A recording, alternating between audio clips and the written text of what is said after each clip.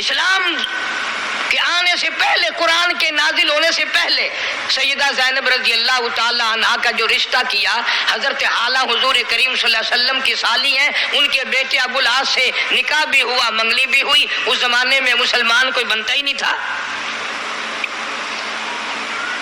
ابو لہب کے دو بیٹے عتبہ اور عتیبہ، ان دونوں سے رقیہ، سیدہ رقیہ اور سیدہ ام کلثوم کی منگنی کر دی۔ جب قرآن آیا، ایمان آیا، اسلام آیا، دین آیا، ابو لہب نے سب سے زیادہ مخالفت کی۔ ارشاد فرمایا مدنی کریم صلی اللہ تعالی علیہ وسلم نے ساری زندگی میں پوری دنیا نے مل کر جتنا ستایا، ان سب کے مقابلے میں سگے چچا نے مجھے اکیلے کو ستایا۔ ہر وقت پتھروں کی جھولی بھر کے پیچھے پیچھے چلتا تھا۔ اندازہ لگاؤ، ایمان والے بیٹھے ہو، کلمہ پڑھنے والے بیٹھے ہو، اسلام اور ایمان یقین والے بیٹھے ہو، کتنا بڑا دکھ پہنچا ہوگا۔ حضور کریم صلی اللہ علیہ وسلم فرماتے ہیں سر کے بالوں سے لے کر پیروں کے ناخنوں تک جسم کا کوئی حصہ ایسا نہیں جہاں سگے چچے کے ہاتھ کا پتھر نہ لگاؤ۔ خوش آمدید ہے آپ کو ہمارے چینل اعلان حق ایٹم پر۔ حاضر ہوں آپ کے سامنے قاری حنیف ملتانی صاحب کا انتہائی خوبصورت بیان لے کر۔ یہ بیان نبی کریم صلی اللہ علیہ وآلہ وسلم کی بیٹی سیدہ رقیہ کے شان کے بارے میں ہے۔ جب نبی کریم صلی اللہ علیہ وآلہ وسلم نے سیدہ رقیہ اور ام کلثوم کی منگنی ابو لہب کے کافر بیٹوں سے کی، اور انہوں نے نبی علیہ الصلوۃ والسلام سے بدلہ لینے کے لیے نبی علیہ الصلوۃ والسلام کی گستاخی کی، بیٹیوں کی گالیاں دی اور منگنی توڑ ڈالی، تو ان منحوس لوگوں کا کیا انجام ہوا۔ اور ساتھ میں حضرت عثمان رضی اللہ تعالیٰ عنہ جنگ بدر میں کیوں شریک نہیں ہوئے، اس کی وجہ کے بارے میں جانتے ہیں۔ آئیے چلتے۔ آپ صلی اللہ علیہ وسلم کے استعمال کردہ کپڑے کی محبت کرنا بھی عین ایمان ہے۔ آپ کے شہر مدینے کی محبت بھی عین ایمان ہے۔ ملک عرب کی محبت بھی عین ایمان ہے۔ تو سے جائے کہ نبی پاک صلی اللہ علیہ وسلم کے گھرانے سے پیار اور محبت۔ میں تو یہ عرض کروں گا کہ ہماری اعمال سے نجات بڑی مشکل، ہماری نجات تو اگر ہوئی تو سرکار دو عالم صلی اللہ علیہ وسلم کے گھرانے کے صدقے میں ہوگی۔ کیا کریں گے تیرے عمل میرے عمل؟ نیت کھوٹی، اعمال کھوٹے، ریاکاری نے مار لیا، شہرت نے ہمیں برباد کر دیا۔ بڑی عجیب بات کہی ہمارے بارے میں مجذوب نے، یوں کہتا ہے کہ قدم سوئے مرقد نظر سوئے دنیا، قدم سوئے مرقد نظر سوئے دنیا، کدھر جا رہے ہو کدھر دیکھتے ہو۔ بڑا آگے کو رہے ہیں اور دیکھ رہے ہیں پیچھے، تو ٹھوکر کھا کے گریں گے اور کیا ہوگا۔ اندازہ لگا ان مائیوں کا کیا کہنا، ان عورتوں کا کیا کہنا، ان خواتین کا کیا کہنا، ان نبی پاک صلی اللہ تعالی علیہ وسلم کی شہزادیوں کا کیا کہنا، جن کا ابا امام الانبیاء ہو صلی اللہ علیہ وسلم۔ آج اس زمانے میں کوئی ڈاکٹر کی بیٹی، کوئی پروفیسر کی بیٹی، کوئی وزیر کی بیٹی، کوئی صدر کی بیٹی، کوئی سفیر کی بیٹی، کوئی کرنل کی دی، کوئی جرنل کی دی، کوئی کمشنر کی دی، کوئی ڈی سی کی دی۔ خدا کی قسم سیدہ رقیہ سارے انبیاء کے سردار کی بیٹی ہے۔ نبی پاک صلی اللہ تعالی علیہ وسلم کے گھرانے میں پیدا ہوئی، سیدہ خدیجہ رضی اللہ تعالیٰ عنہ کے پیٹ سے پیدا ہوئی، محمد عربی صلی اللہ تعالی علیہ وسلم کے نطفے سے پیدا ہوئی۔ یہ بالکل غلط ہے، بکواس ہے کہ سرکار مدینہ صلی اللہ علیہ وسلم کی ایک بیٹی ہے، تین نہیں۔ سیدہ رقیہ رضی اللہ تعالیٰ عنہ اپنے ابا سے بڑا پیار کرتی تھی، بڑی محبت فرمایا کرتی تھی، بڑی خدمت کیا کرتی تھی، اور ابا کو بھی سیدہ رقیہ رضی اللہ تعالیٰ عنہ سے بڑا بے تحاشا پیار ہے۔ اتنی حسین تھی، اتنی خوبصورت تھی کہ پیغمبر صلی اللہ تعالی علیہ وسلم کے گھرانے میں سیدہ رقیہ رضی اللہ تعالیٰ عنہ سے زیادہ حسین کوئی نہیں تھا۔ عابدہ تھی، زاہدہ تھی، نمازی تھی، قرآن مجید کا بڑا شوق رکھتی تھی، ہر وقت اللہ اللہ کیا کرتی تھی، نبی پاک صلی اللہ تعالی علیہ وسلم کی خدمت گزاری کیا کرتی تھی۔ اندازہ لگا اس بیٹی کا کتنا اونچا مرتبہ ہوگا جس کے سر پہ امام الانبیاء صلی اللہ علیہ وسلم کا لاکھوں مرتبہ ہاتھ پھیرا ہو۔ سیدہ رقیہ رضی اللہ تعالیٰ عنہ کو رحمت کائنات صلی اللہ تعالیٰ علیہ وسلم نے ہزاروں مرتبہ اپنی گودی میں لے کر پیار فرمایا، گود میں لیا کرتے تھے، کندھوں پہ سوار کیا کرتے تھے، اپنے ہاتھوں سے روٹی پانی کھلایا کرتے تھے۔ کس قدر خوش نصیب ہے وہ مائی جس کا ابا محمد مصطفیٰ صلی اللہ تعالیٰ علیہ وسلم ہو۔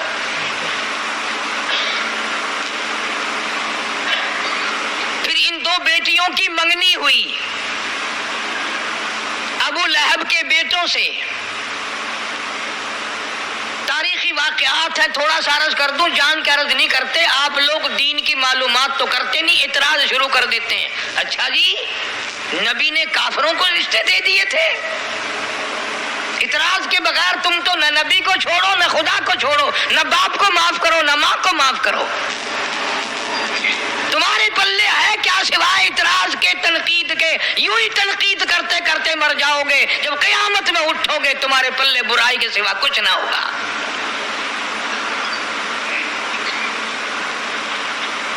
اسلام کے آنے سے پہلے، قرآن کے نازل ہونے سے پہلے سیدہ زینب رضی اللہ تعالی عنہا کا جو رشتہ کیا حضرت حالہ حضور کریم صلی اللہ علیہ وسلم کی سالی ہیں، ان کے بیٹے ابو العاص سے نکاح بھی ہوا، منگلی بھی ہوئی۔ اس زمانے میں مسلمان کوئی بنتا ہی نہیں تھا۔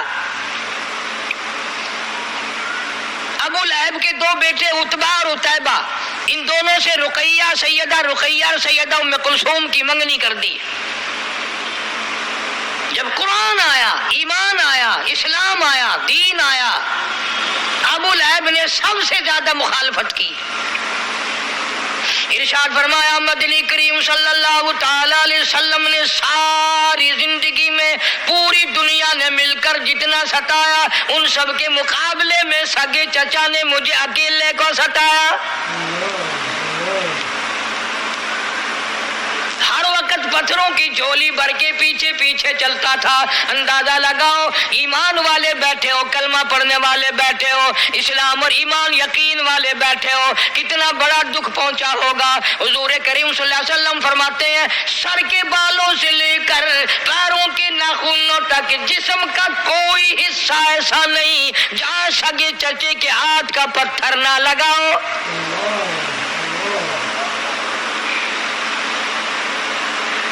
ابو لہب نے اپنے بیٹوں سے کہا کہ جاؤ تم جواب دے کے آؤ محمد صلی اللہ علیہ وسلم کی لڑکیوں کو، ہم نہیں لیتے۔ اگر تم میرے بیٹے ہو تو جاؤ جواب دے کے آؤ۔ یہ بھی ایک بڑی بے عزتی ہے، بڑی توہین ہے۔ لوگوں، قرآن کریم کی وجہ سے، اللہ کی توحید کی وجہ سے نبی پاک صلی اللہ علیہ وسلم کی بیٹیوں کے رشتے ٹوٹ گئے۔ تم نے مذاق بنا رکھا ہے۔ خوش رہے رحمان بھی اور راضی رہے شیطان بھی، مرنے کے بعد قرآن بھی پڑھ لیا، ساری زندگی شرک بدعت کی لعنت میں ڈوبے رہے۔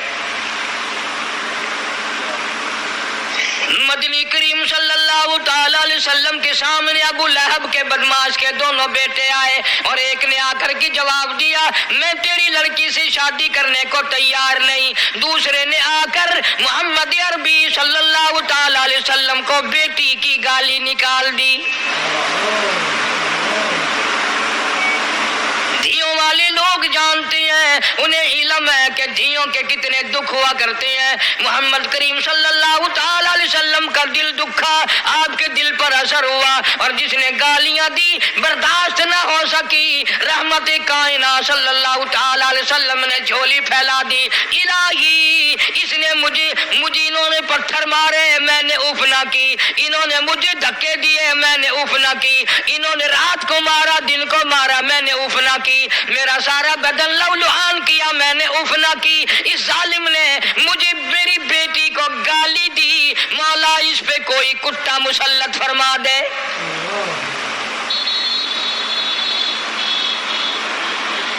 گیا اور جا کو کہنے لگا باپ کو، لو تو نے تو ہمیں تنگ کیا تھا، اب تکڑا ہو جا۔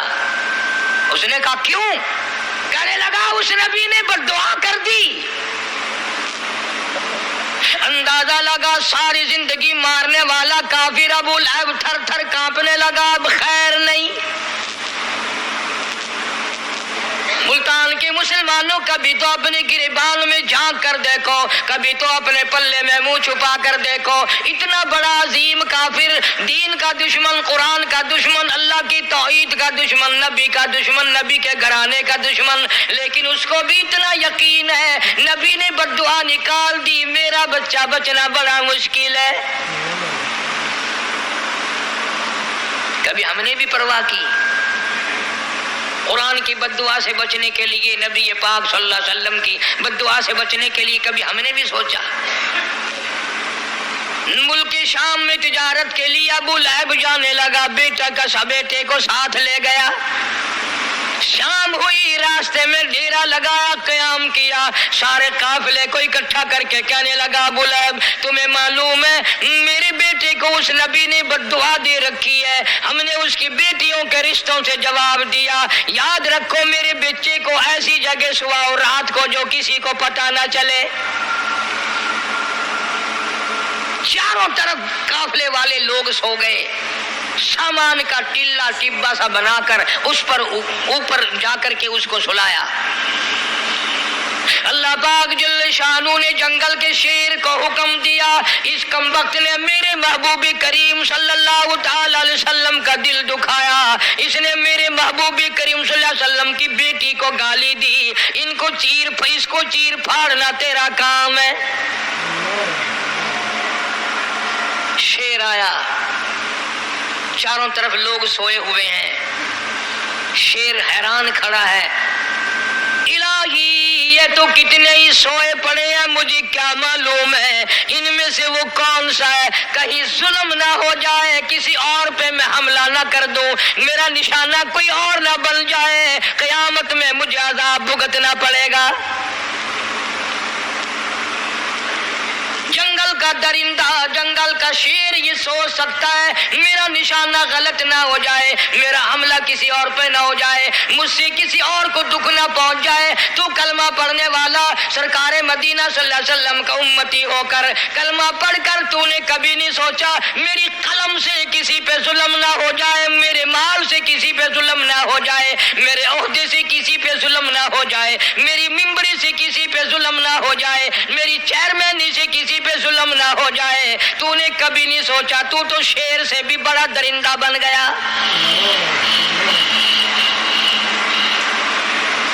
شیر کو پتا ہے کہ قیامت آئے گی، تجھے یقین ہی نہیں قیامت پہ، تیرا قیامت پہ ایمان ہی نہیں۔ اللہ پاک جل شانو نے فرمایا چاروں طرف سونے والے لوگ بھی ہیں، وہ ایک علیحدہ جگہ سویا ہوا ہے، اور جنگل کے شیر جس کے منہ سے نبی پاک صلی اللہ تعالی علیہ وسلم کو گالی دینے کی بدبو آئے، اس کو چیرنا پھاڑنا تیرا کام ہے۔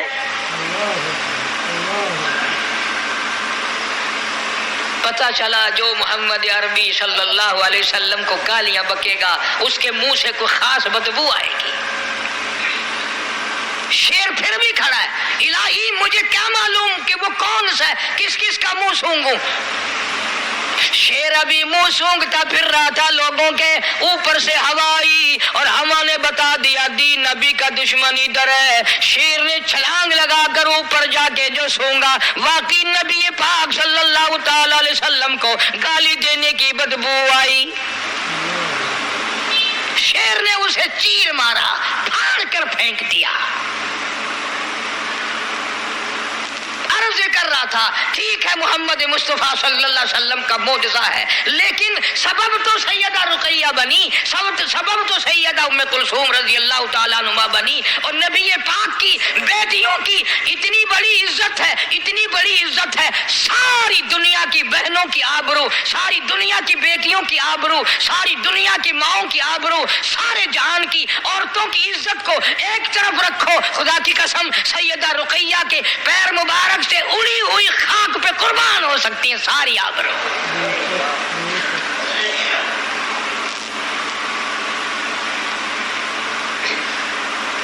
امام الانبیاء محبوب کبریا حضرت محمد مصطفیٰ صلی اللہ تعالی علیہ وسلم نے سیدہ رقیہ رضی اللہ تعالی عنہا کا نکاح حضرت عثمان رضی اللہ تعالی عنہ سے فرمایا۔ کون سمجھائے تمہیں وہ کون سی زبان استعمال کریں اور کب تک کریں؟ بڑے بڑے بزرگ اللہ والوں کی عمریں ختم ہو گئیں۔ آج کسی گورنر کے دروازے پہ کوئی اس کی لڑکی کی شادی کے لیے آ جائے، لوگ بڑے کہیں گے بڑا خوش نصیب ہے۔ کسی وزیر کی لڑکی سے شادی کرنے کے لیے آ جائے، لوگ کہیں گے بڑا خوش نصیب ہے۔ کسی بادشاہ کی شہزادی سے شادی کرنے کے لیے آ جائے، لوگ کہیں گے بڑا خوش نصیب ہے۔ خدا کی قسم عثمان وہ جوان ہے جو امام الانبیاء صلی اللہ تعالی علیہ وسلم کے دروازے پہ دلہا بن کر آیا۔ دروازہ محمد مصطفیٰ صلی اللہ علیہ وسلم کا ہے اور گھوٹ عثمان ہے۔ سیدہ رقیہ رضی اللہ تعالیٰ عنہا کی آپ صلی اللہ علیہ وسلم نے اپنے رحمت والے ہاتھوں سے شادی کر کے دی۔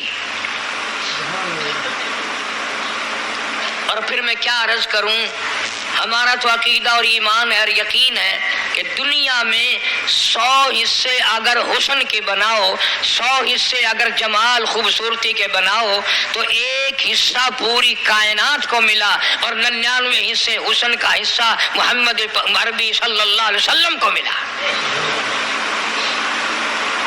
تو آپ کی بیٹی کتنی حسین ہوگی، اور پھر اتنا بڑا حسین جس کو حسین کہے، سونا جس کو سونا کہے، 99 حسن حصے حسن کا مالک جس کو سونا کہے، وہ کتنے سونے ہوں گے۔ سیدہ رقیہ رضی اللہ تعالیٰ عنہ اور حضرت عثمان رضی اللہ تعالیٰ عنہ ایک جگہ پہ میاں بیوی تشریف فرما ہے، سرکار تشریف لے آئے، دیکھ کے مسکرائے اور یوں فرمایا میں نے ساری زندگی میں اتنا حسین جوڑا نہیں دیکھا۔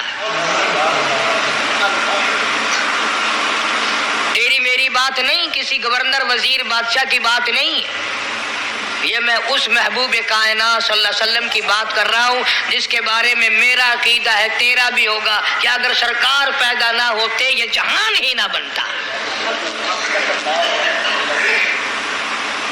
فرمایا میں نے پوری زندگی میں اتنا خوبصورت جوڑا نہیں دیکھا۔ مکہ مکرمہ میں کافروں نے بڑی تنگی دی، بڑی پریشانی دی۔ شعب ابی طالب کے زمانے میں، شعب ابی طالب میں نے نام لیا، آپ لوگوں کے پلے تو کچھ پڑا ہی نہیں۔ مکے کے لوگوں نے جب سارے دشمن ہو گئے، پہاڑ دونوں پہاڑوں کے درے میں بیچ میں آپ کو اور آپ کے غلاموں کو، صحابہ کرام کو اور آپ کے گھر والوں کو قید کر دیا تھا۔ 2.5 برس تک قید رہے، نہ کھانا ملا نہ پانی ملا۔ مول آٹا بیچنے کی بھی کافروں نے ممانعت کر رکھی تھی، پانی بھی نہیں ملتا تھا۔ مالک کائنات کی قسم سیدہ رقیہ رضی اللہ تعالیٰ عنہا کالی کملی والے صلی اللہ علیہ وسلم کی وہ پیاری بیٹی ہے جس نے 2.5 برس تک درختوں کی پتے چبا چبا کر خدا کا قرآن پڑھا۔ اتنی زبردست भूख उठाई। खुद सैयदा खदीजा रजी अल्लाह ताला अन्हा फरमाती हैं, भूख की वजह से मेरी बच्चियों की आवाज तक निकलनी बंद हो गई। इतनी मुसीबत, इतनी तकलीफ, इतनी परेशानियां उठाई हैं। इस पर भी बस नहीं, हबशे की तरफ हिजरत फरमाई। खुद मदनी करीम सल्लल्लाहु अलैहि वसल्लम ने रुखसत फरमाया, 84 मर्द औरत हुजूर ने रुखसत फरमाए। सैयदा रुकैया रज़ी अल्लाह ताला अन्हा, सैयदना उस्मान रज़ी अल्लाह ताला अन्हु, दोनों मियां बीवी को हबशे की हिजरत के लिए सरकार मदीना सल्लल्लाहु अलैहि वसल्लम 2-3 मील तक बाहर मक्के से रुखसत फरमाने के लिए तशरीफ ले गए।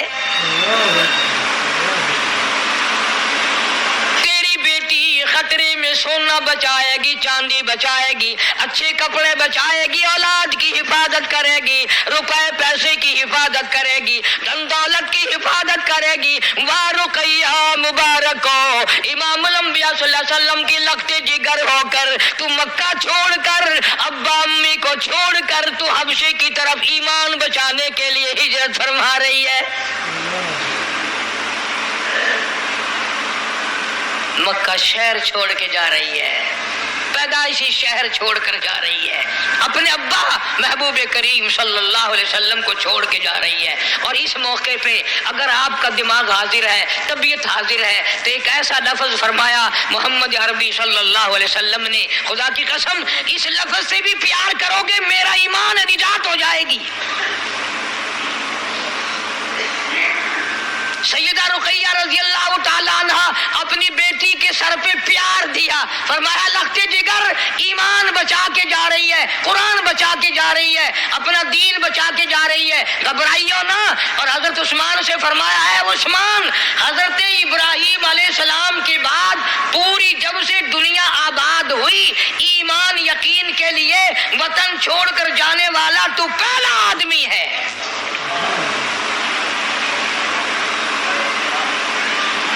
नहीं समझे, यानी आदम अलैहिस्सलाम से लेकर आज तक हुजूर फरमाते हैं सल्लल्लाहु अलैहि वसल्लम, उस्मान मुबारक हो कि मेरी बेटी तेरे साथ ईमान के लिए हिजरत करके जा रही है।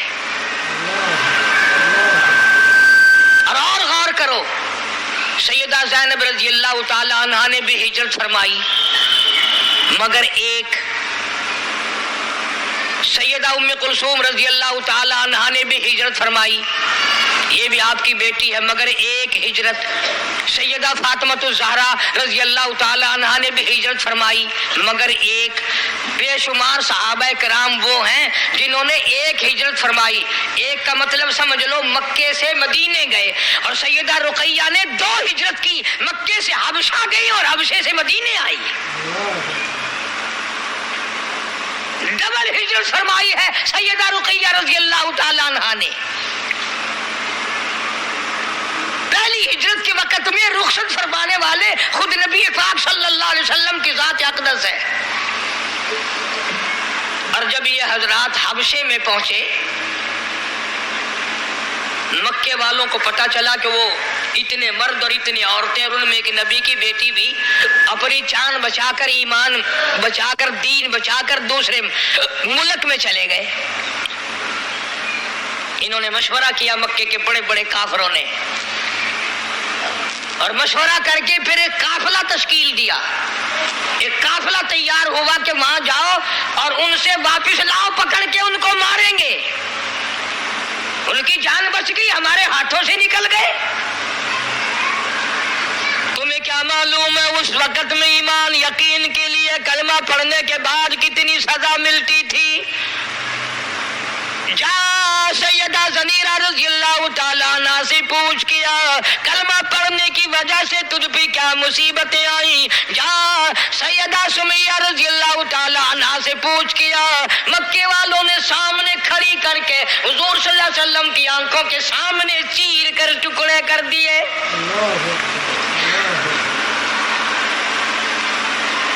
ये सारा काफिला, बड़ा काफिला, बड़े बड़े काफिरों का हबशे पहुंचा, तोहफे लेके। बादशाह को अलग तोहफे दिए, और ये जो आगे के चमचे कड़छे होते हैं ना, उनको अलग दिए। जैसे हमारे यहाँ अगर वो کچہری میں آواز لگانے والا جو ہوتا ہے اگر اسے 5 روپے نہ دو تو وہ باہر آواز ہی نہیں لگاتا، یوں ہی باہر آ کے جیسے کسی کو دیکھنے آیا واپس مڑ جاتا ہے تاکہ غیر حاضری لگ جائے، مجھے 5 روپے کیوں نہیں دیے؟ تو چمچے کڑچھوں کا تو زیادہ خیال کرنا پڑتا ہے۔ نجاشی کے جتنے درباری تھے، جتنے چوکیدار تھے، ان کو بھی بڑا لیا دیا کہ بادشاہ سے ملاقات کراؤ اور کچھ ان کو ذرا کہو کہ یہ بہت بڑے لوگ ملنے آئے ہیں، مکے کا وفد آیا ہے۔ انہوں نے بڑا انتظام کیا، بڑے خوش ہوئے، کھانے کا سامان ملا، روپیہ پیسہ ملا، بادشاہ نے طلب کر لیا، جا پہنچے۔ مکے والے کہنے لگے تیرے ملک میں ہمارے ملک مکے سے کچھ بھگوڑے آئے ہیں، کچھ بے عزت لوگ آئے ہیں، غریب لوگ آئے ہیں، ہمارا مال کھا کر آئے ہیں، وہ تو تیرے یہاں تیری پناہ لے لی ہے، تیرے ملک میں موجود ہیں، ہم بڑے بڑے سرداروں نے بھیجا ہے، مکے والوں نے ہمیں بھیجا ہے، ہم یہ سب کے قلم دستخط لے کے آئے ہیں، تحفے تحائف لے کر آئے ہیں، وہ جتنا مکے والا قافلہ پہلے آیا جن کو مسلمان کہتے ہیں ہمارے حوالے کرو، ہم واپس لے کے جائیں گے، ماریں گے ان کو، چمڑے ادھیڑیں گے ان کے، انگاروں پہ لٹائیں گے، بڑی بڑی سزائیں دیں گے، جان بچا کر آ گئے۔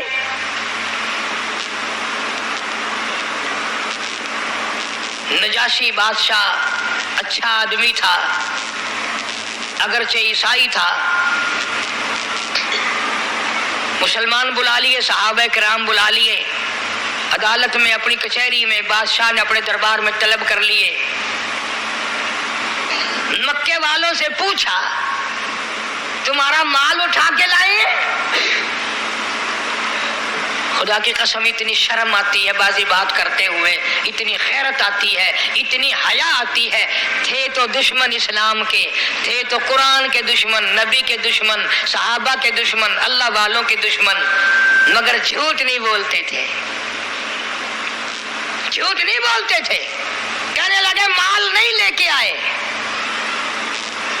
نجاشی بادشاہ کہنے لگا تمہاری کوئی چوری کر کے آئے؟ انہوں نے کہا نہیں، کوئی چوری کر کے بھی نہیں آئے۔ پھر کیا بات ہے؟ کہنے لگے یہ بے دین ہو گئے ہیں، انہوں نے ایک نیا دین اختیار کیا ہے، ہم ان کو مارتے ہیں تاکہ ان کو سیدھا کریں۔ انہوں نے ایک نبی بنا رکھا ہے، اس کا کلمہ پڑھتے ہیں، سارے جہان کو غلط کہتے ہیں اور اپنے آپ کو صحیح کہتے ہیں۔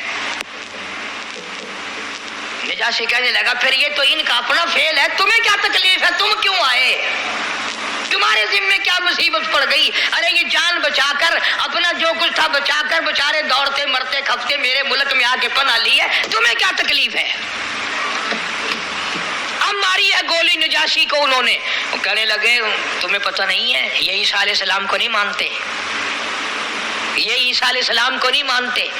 جیسے ہمارے یہاں جب کسی بڈیرے سے، کسی ذمہ دار سے، کسی سے کام لینا ہو نا، پھر رات کو جا کہتے ہیں فلانا بندہ ہے نا کہ جی ہاں الیکشن ویلے تھوڑی بڑی مخالفت کی تھی انہیں، تو کو ووٹ نہ پائے تھوڑے نال ودا رہ گیا، اسا قسم چکنے تو کو ووٹ انہیں نہیں دیتا، ان سے سارے خاندان نے ووٹ نہیں پایا، بلو آدھا اچھا ول میں ہن لے دا انہاں کو۔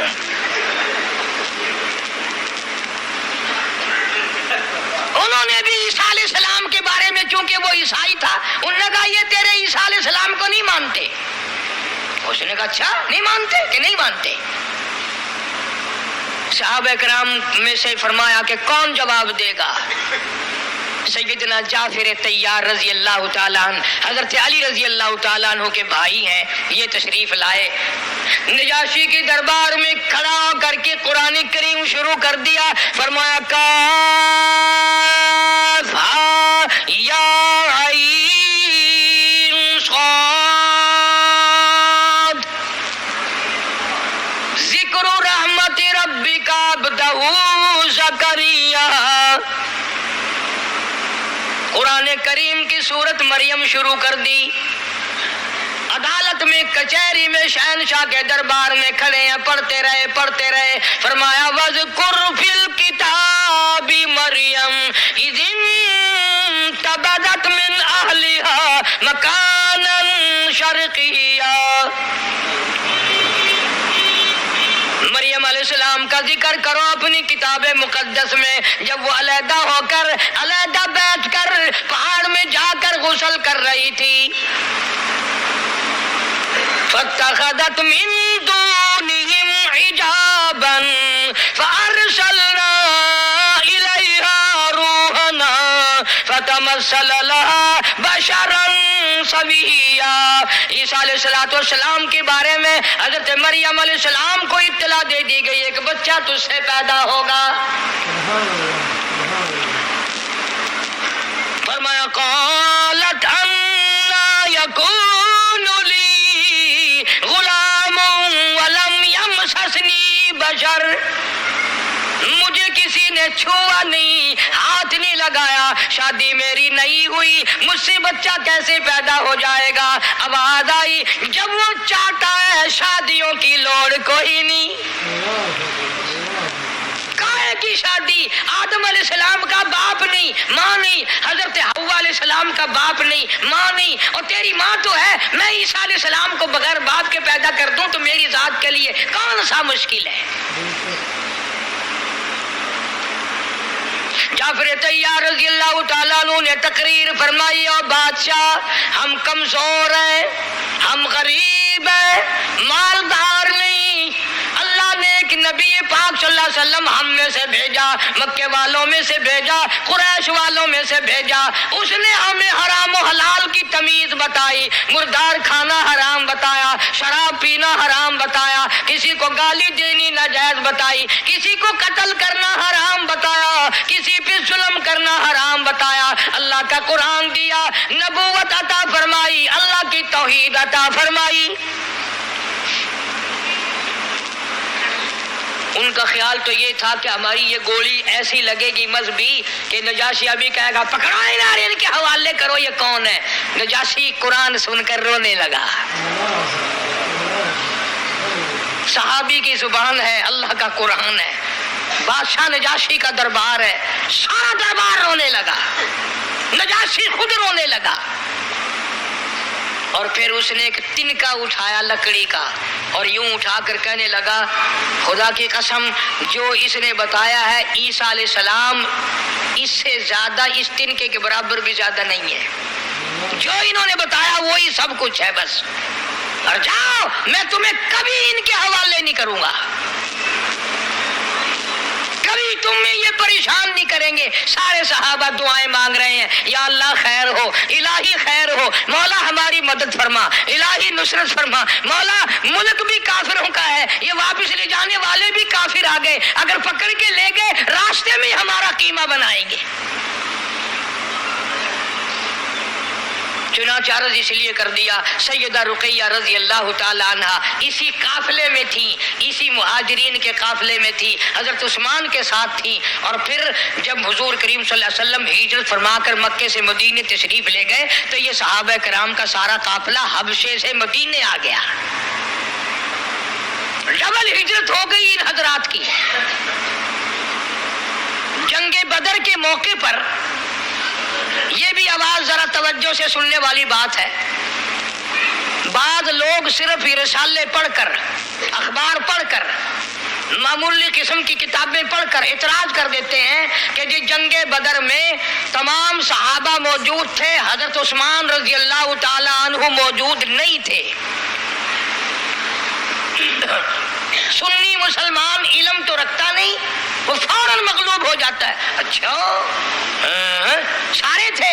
جی ہاں سب تھے۔ حضرت علی تھے کہ جی ہاں تھے، صدیق اکبر تھے کہ ہاں تھے، حضرت عمر بھی تھے کہ تھے، سب تھے کہ ہاں سب تھے، مگر عثمان نہیں تھے۔ اچھا اسلام اور کفر کی پہلی جنگ، پہلی لڑائی، اس میں عثمان نہیں ہے، یہ ایک اعتراض کرتے ہیں لوگ، مگر کبھی سوچا تک نہیں کہ جنگ میں جانا ہو، نماز پڑھنا ہو، حج کرنا ہو، زکوٰۃ کرنا ہو، خیرات دینا ہو، دین ایمان کے ساتھ زندگی گزارنی ہو، اصل بنیاد ہے نبی پاک صلی اللہ علیہ وسلم کی اطاعت فرما برداری، حضور کی غلامی، سارا دین ہے حضور کی غلامی، ایمان ہے۔ جنگ بدر کے موقع پر مدینہ پاک میں سیدہ رقیہ رضی اللہ تعالی عنہا کو چیچک نکل آئی، سخت بیمار ہیں. حضرت رقیہ رضی اللہ تعالیٰ عنہ سخت بیمار ہیں. ادھر کفر چڑھ کر آ گیا. اسلام کے مقابلے کے لیے مکے والوں نے چڑھائی کر دی. آپ صلی اللہ علیہ وسلم نے سب کو فرمایا کہ سب چلو لڑائی میں. توجہ کرنا. اب آئی بات. حضرت عثمان کو یوں فرمایا, عثمان ہے جی یا رسول اللہ, بات سن, تو نے نہیں جانا بدر کی لڑائی میں, جنگ میں تو نے نہیں جانا. کیوں؟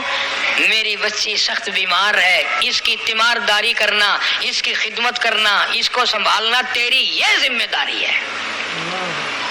جب نبی پاک صلی اللہ علیہ وسلم نے اپنی بیٹی لخت جگر نور نظر اور جگر کے ٹکڑے کی تیمارداری ذمہ لگائی, عثمان کیسے چلا جائے؟ اور اس کا ایک اور ثبوت میں آپ کو بتاؤں گا. جب بدر فتح ہو گیا, واپس آئے تو سیدہ رقیہ رضی اللہ تعالی عنہا کی قبر پہ مٹی ڈالی جا رہی تھی. یعنی اتنی بیمار تھی جیسے آپ کو اور ہمیں بعض مرتبہ بعض مریض سے نا امیدی ہو جاتی ہے. ڈاکٹر کو بلاتے ہیں پر گھر والے کہتے ہیں چلو اتمام حجت ہے, بچتا نہیں ہے. تو نبی پاک صلی اللہ علیہ وسلم سے بڑا ڈاکٹر اس کائنات میں کون آئے گا؟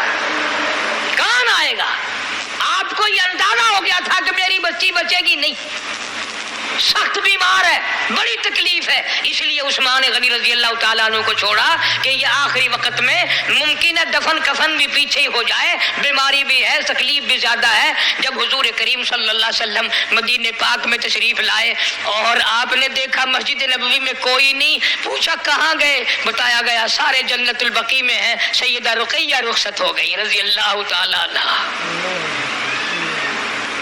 جو بیٹی اتنی حسین تھی, اتنی خوبصورت تھی, جس نے ایمان اور یقین کے لیے 2 مرتبہ ہجرت کی, درختوں کے پتے چبائے قرآن کے لیے, اللہ کی توحید کے لیے, بڑے بڑے دکھ اٹھائے, وہ بچی فوت ہو گئی. قبر میں اتاری جا رہی ہے, مٹی ڈالنے کی تیاری ہو رہی ہے. یہاں سے دوڑا ایک صحابی, ذرا ٹھہرو, محمد کریم صلی اللہ علیہ وسلم تشریف لے آئے, حضور تشریف لے آئے ہیں. آپ صلی اللہ علیہ وسلم نے خود اپنے رحمت والے ہاتھوں سے قبر پہ مٹی ڈالی. صحابہ کہتے ہیں حضور نے رو دیا, فرمایا بیٹی رقیہ اسلام ایمان کے لیے بڑے دکھ اٹھائے, بڑی پریشانیاں اٹھائی ہیں میری بیٹی تو نے, اور آج تو اللہ کے یہاں جا رہی ہے. اللہ کے یہاں میں تجھے اپنے ہاتھوں سے رخصت کر رہا ہوں, مبارک ہو تجھے, تو نے اسلام ایمان کے لیے بڑے دکھ اٹھائے ہیں. اور پھر بدر میں چونکہ فتح ہوئی تھی, بدر میں مال غنیمت ملا تھا. اب غنیمت کا مال اس کو ملتا ہے جو جنگ میں جہاد میں شریک ہو. حضور اکرم سب کہہ دو صلی اللہ علیہ وسلم نے حضرت عثمان کو بدر کا مال غنیمت برابر کا حصہ دیا, مال غنیمت کا حصہ دیا. فرمایا میں تجھے تو میری بچی کی جو خدمت کر رہا تھا, میں تجھے بدر میں شریک سمجھتا ہوں, میں تجھے بدر میں شریک مانتا ہوں, لہذا مال غنیمت تیرا بھی حصہ ہے. تو امام الانبیاء محبوب کبریا حضرت محمد مصطفیٰ صلی اللہ تعالی علیہ وسلم کی خاندان کے بارے میں قرآن کہتا ہے انما یرید اللہ, اللہ پاک نے ارادہ فرما لیا, انما یرید اللہ لیذہب عنکم الرجس اہل البیت. اللہ پاک نے فیصلہ کر دیا, اللہ پاک نے ارادہ فرما لیا محمد عربی صلی اللہ تعالی علیہ وسلم کے سارے گھرانے کو پاک کر دینے کا. ہر طرح کی پلیتی سے, دنیا کی گناہوں سے پاک, شرک کی پلیتی سے پاک, بدعتوں سے پاک, تمام گناہوں سے پاک. انما یرید اللہ لیذہب عنکم الرجس اہل البیت.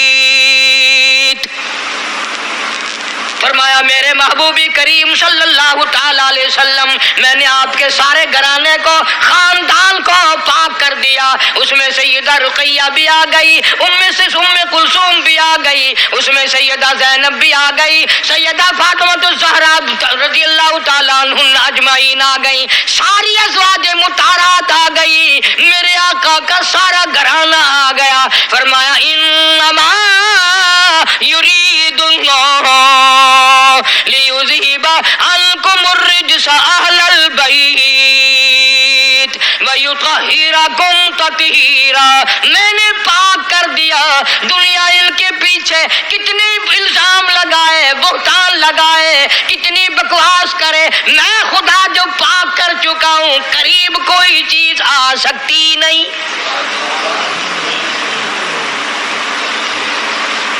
وَاذْكُرْنَ مَا يُتْلَى فِي بُيُوتِكُنَّ مِنْ آيَاتِ اللَّهِ وَالْحِكْمَةِ۔ میرے محبوب کریم صلی اللہ علیہ وسلم اس قرآن پاک میں تلاوت کرتے جاؤ، بتاتے جاؤ میری کتنی حکمتیں ہیں، میرے کتنے اسرار ہیں، میرے اس قرآن میں کتنے راز ہیں۔ ان اللہ کان لطیفا خبیرا، اللہ فرماتے ہیں جو لوگ منہ سے بات نکالیں گے وہ بھی میں سنتا ہوں، اور جو دلوں میں وسواس لائیں گے میں وہ بھی جانتا ہوں۔ یعنی میرے نبی پاک صلی اللہ علیہ وسلم کے ازواج مطہرات، بنات، بیٹیاں، صحابہ کرام کے بارے میں خدا کہتا ہے ان اللہ کان لطیفا خبیرا، میں ساروں کی زبانوں سے واقف ہوں، ایک ایک لفظ سنتا ہوں، ایک ایک کے دلوں سے اٹھنے والے ارادوں کو جانتا ہوں کہ میرے نبی پاک صلی اللہ علیہ وسلم کے گھرانے پر ان کے کتنے اعتراضات ہیں۔ قیامت میں سب کے جواب بھی دوں گا، سب کو سزا بھی دوں گا۔ امید کرتے ہیں آپ نے قاری حنیف ملتانی رحمۃ اللہ علیہ کا یہ بیان پورا سن لیا ہوگا، اور سیدہ رقیہ رضی اللہ عنہ کے شان سے اور ان کی تکالیف سے آپ بخوبی واقف ہو چکے ہوں گے، اور یہ بھی پتہ چل گیا ہوگا کہ نبی کریم صلی اللہ علیہ وسلم نے اپنی بیٹیوں کی منگنی ابو لہب کے بیٹوں سے کیوں کرائی، اور جب ابو لہب کے بیٹوں نے نبی کریم صلی اللہ علیہ وسلم کی گستاخی کی تو اللہ تبارک و تعالیٰ نے ان کا کیا انجام کیا۔ اور یہ بھی سمجھ آ گیا ہوگا کہ حضرت عثمان رضی اللہ تعالیٰ عنہ پر جو اعتراضات اٹھائے جاتے ہیں کہ حضرت عثمان رضی اللہ تعالیٰ عنہ اسلام کے پہلے معرکے میں شریک نہیں تھے، یعنی جنگ بدر میں انہوں نے شرکت نہیں کی، تو اس کی کیا وجہ بنی تھی وہ بھی آپ اس سے بخوبی واقف ہو چکے ہوں گے کہ رسول اللہ صلی اللہ علیہ وسلم نے حضرت عثمان رضی اللہ تعالیٰ عنہ کو جنگ بدر میں شرکت کرنے سے منع کیا تھا، اور اپنی بیوی کی خدمت کے لیے، یعنی سیدہ رقیہ رضی اللہ عنہ اس وقت سخت بیمار تھی، ان کی خدمت کا حکم دیا تھا۔ تو جو لوگ ہمارے چینل اعلان حق ٹائم پر نئے ہیں اور قاری حنیف ملتانی رحمۃ اللہ علیہ کے بیانات سننا چاہتے ہیں، ان لوگوں سے گزارش ہے کہ ہمارے چینل پہ قاری حنیف ملتانی کے بیانات روزانہ اپلوڈ کیے جاتے ہیں، تو ہمارے چینل کو لازمی سبسکرائب کر دیں۔ اگر ویڈیو پسند آئی ہو تو ویڈیو کو زیادہ سے زیادہ شیئر کریں، کمنٹ میں اپنی قیمتی رائے کا اظہار ضرور کریں، اور قاری حنیف ملتانی رحمۃ اللہ علیہ کی مغفرت اور بلند درجات کے لیے لازمی دعا